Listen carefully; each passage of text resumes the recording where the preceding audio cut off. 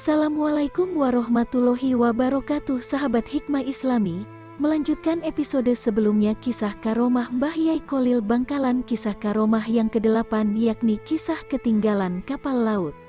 Kejadian ini pada musim haji, kapal laut pada waktu itu, satu-satunya angkutan menuju Mekah. Semua penumpang calon haji naik ke kapal dan bersiap-siap. Tiba-tiba salah satu penumpang wanita meminta pada suaminya untuk membelikan anggur.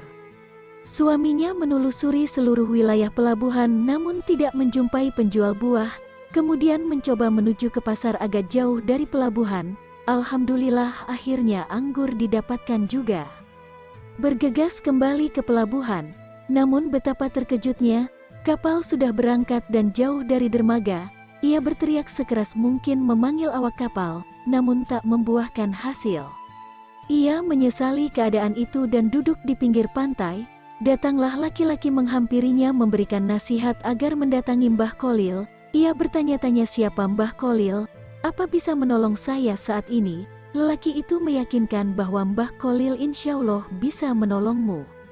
Lalu suami yang malang itu sowan dan menceritakan kejadian dari awal hingga datang ke Mbah Kholil. Dengan nada datar Mbah Kholil menjawab, ini bukan urusan saya, ini urusan petugas pelabuhan. Suami malang itu kembali dengan tangan hampa. Saat sampai di pelabuhan bertemu lagi dengan orang laki-laki tadi, dan suami menjelaskan dengan nada putus asa bahwa ia disuruh ke petugas pelabuhan. Namun lelaki tadi mengulang perkataannya untuk kembali ke Mbah Kholil. Tanpa putus asa suami kembali lagi ke Mbah Kholil. Baru setelah ketiga kalinya, Mbah Kholil berucap, baik kalau begitu, karena sampeyan ingin sekali, saya bantu sampeyan.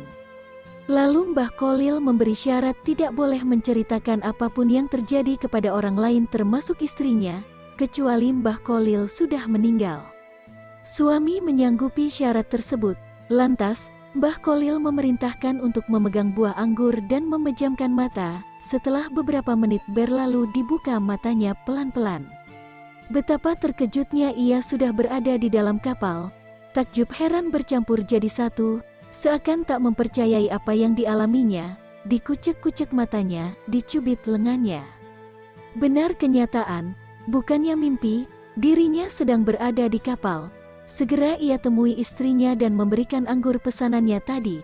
Kisah karomah yang ke-9 yakni Kiai Kholil dipenjara oleh penjajah. Masa hidup Kiai Kholil tidak luput dari gejolak perlawanan terhadap penjajah, tetapi dengan caranya sendiri Kiai Kholil melakukan perlawanan. Pertama, ia melakukannya dalam bidang pendidikan.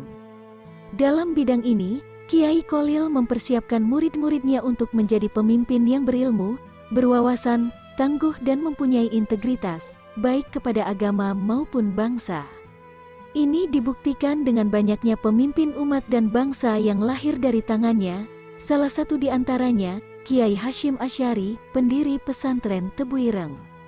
Cara yang kedua, Kiai Kholil tidak melakukan perlawanan secara terbuka, melainkan ia lebih banyak berada di balik layar. Realitas ini tergambar, bahwa ia tak segan-segan untuk memberi suwuk atau mengisi kekuatan batin, tenaga dalam kepada pejuang, dan Kiai Kholil tidak keberatan pesantrennya dijadikan tempat persembunyian.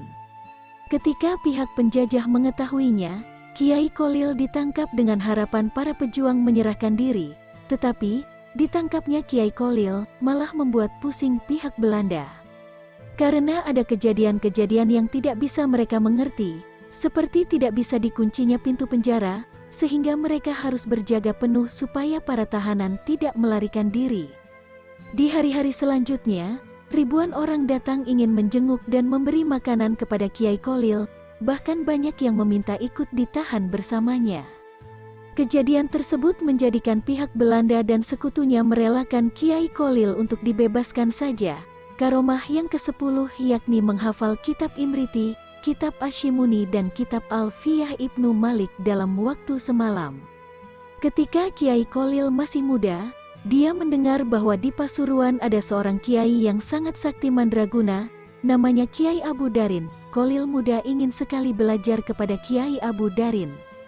Semangat untuk menimba ilmu itu begitu menggebu-gebu pada dirinya sehingga jarak tempuh yang begitu jauh dari Bangkalan di Pulau Madura ke Pasuruan di Pulau Jawa tidak dianggapnya sebagai rintangan berarti, meski harus berjalan kaki.